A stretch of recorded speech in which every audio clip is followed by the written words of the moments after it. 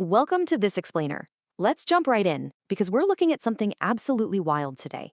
We are watching how AI tools evolve today at a breakneck pace. I mean, we're going from simple text bots to programs that can literally build entire websites and direct movies. And the best part? We're going to demystify all this so you can level up your career without writing a single line of code. No theoretical jargon here, just highly practical, everyday applications. So, think about your own daily tasks for a second. Are you using AI to automate the boring, repetitive stuff, or are you still grinding through it all manually? Right now, we're seeing a massive economic divide based on that exact question. Economists call it a K-shaped pattern.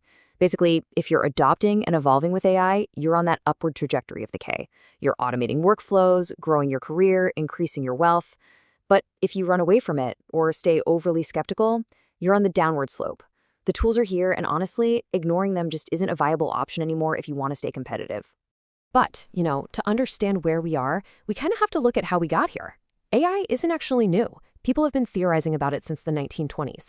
By the 1950s, we had the Theseus robotic mouse using primitive trial and error to physically solve a maze. Crazy, right? Fast forward to the 2000s, and the internet boom gave us the massive data and cloud computing power needed for complex digital models. But the real shift, that moment that sparked the insane evolution of AI tools we see today, November 2022, the launch of ChatGPT. It was AI's Google moment. Suddenly, this tech wasn't locked away in university labs. It was conversational, consumer-friendly, and completely accessible to all of us. Okay, before we start commanding these tools, let's quickly decode the jargon so you know exactly what's under the hood of your workflow. First up, LLMs, or large language models. These are the underlying brains behind those text-based chatbots, like ChatGPT, Claude, and Gemini. They matter to you because they've ingested mind-boggling amounts of human text.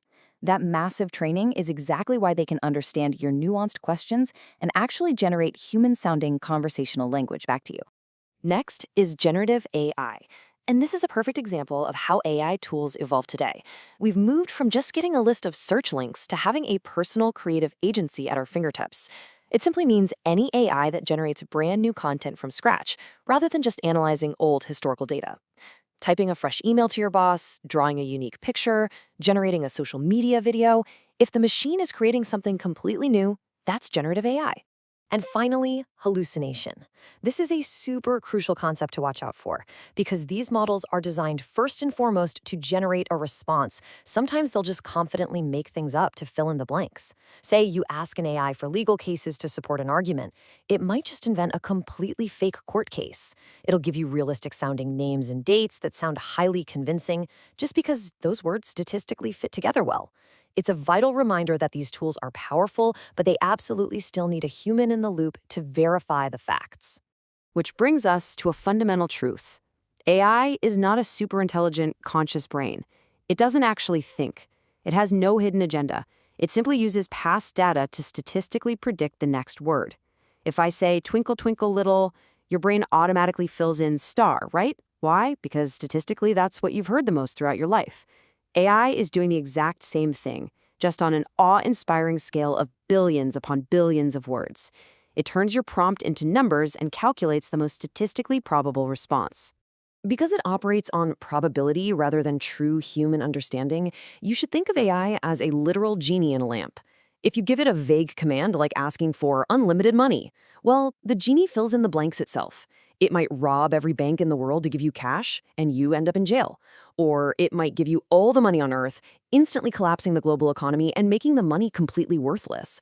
The wish was granted, for sure, but it violently backfired because the prompt was entirely too vague. Let's look at the contrast in how we talk to that genie to get what we actually want. If you throw out a bad, vague prompt like, help me prepare for an interview, the AI gives you highly generic, obvious advice. Dress well, make eye contact. Gee, thanks. But look at a good prompt. I'm an HSBC software engineer with 2 years' experience applying for a senior role at Google. Ask me technical questions. Wow, suddenly the AI transforms. It drops the generic advice and turns into a customized, interactive Google recruiter evaluating your unique thought process and testing your coding constraints. It's a real game changer. So to master the genie, you need specific communication frameworks. A great starting point is the A.I.M framework. First, the actor. Tell the AI exactly who it should pretend to be, like a Google recruiter or a master copywriter. Second, the input. Give it all your personal context. Paste in your resume, define your target audience, explain your brand's tone. And third, the mission. Tell it exactly what it needs to achieve for you. This simple structure completely eliminates those dangerous blanks the AI would otherwise have to guess. Now you can level this up even further with another powerful spell, the R.C.F framework. It's highly similar, defining the role, the context, and the ask, but it crucially dictates the exact format of the final output. For instance, you don't just ask for interview questions. You command the AI to output a categorized table of easy, medium, and hard interview topics. Controlling the format like this saves you hours of rereading and manually formatting a massive wall of text. Let the machine do the heavy lifting for you. And please, remember that prompting is a fluid conversation, not just a single command. You don't have to get it perfectly right on the first try. You can use zero-shot prompting for quick tasks, like asking a trivia question with no prior examples. You can step up to many-shot prompting, where you actually paste in past successful examples, like 5 of your best marketing emails, so the AI learns your exact writing style. But for truly massive projects, use chain of thought. Break complex tasks into tiny, manageable feedback loops. Ask for an outline first, tweak it. Then ask for section 1, tweak it. You're steering the ship step by step, ensuring the AI never goes off course. Now that you know how to talk to the AI, it's vital to see how AI tools evolve today. We've moved way beyond simple text chatbots. The ecosystem has splintered into highly specialized, incredibly potent apps that can replace entire software suites.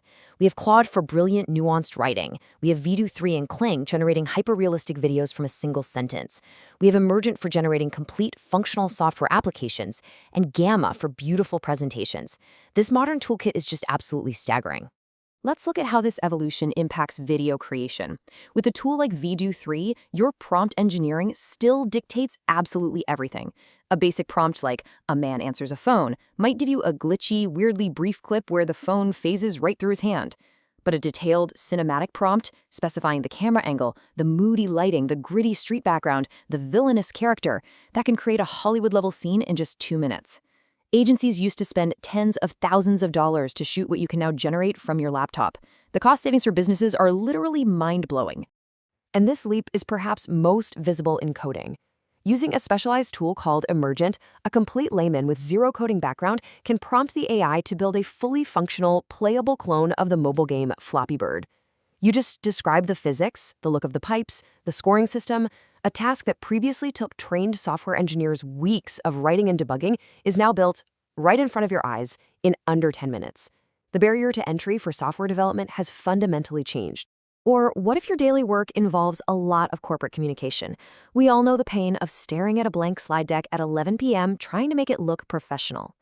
Tools like Gamma AI represent the ultimate evolution of workplace productivity. Give it a single prompt, say you're an agency pitching social media videos to an energy drink brand, and in seconds, it autonomously generates a beautifully formatted, highly visual 10-slide business proposal. It picks the layout, writes the persuasive copy, sources the images. You just tweak the final product and go to sleep early. So, we've covered the communication frameworks and explored this incredible modern toolkit.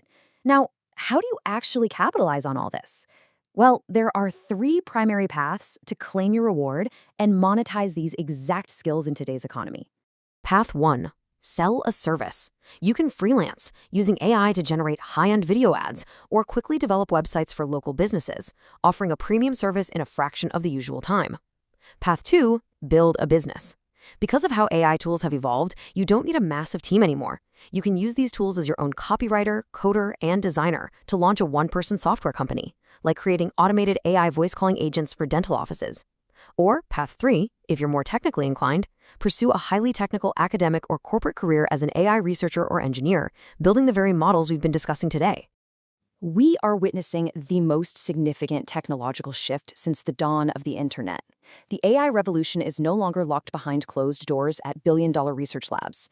The tools are mostly free, highly accessible, and the knowledge is sitting right here in front of you. So my final question to you in this explainer is this. Now that you hold the lamp, what will your first wish be? Keep learning, keep testing, and I'll catch you in the next one.